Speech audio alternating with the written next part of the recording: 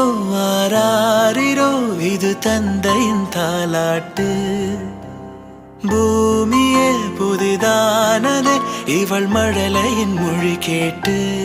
ஓ தாயாக தந்தை மாறும் புது காவியம்.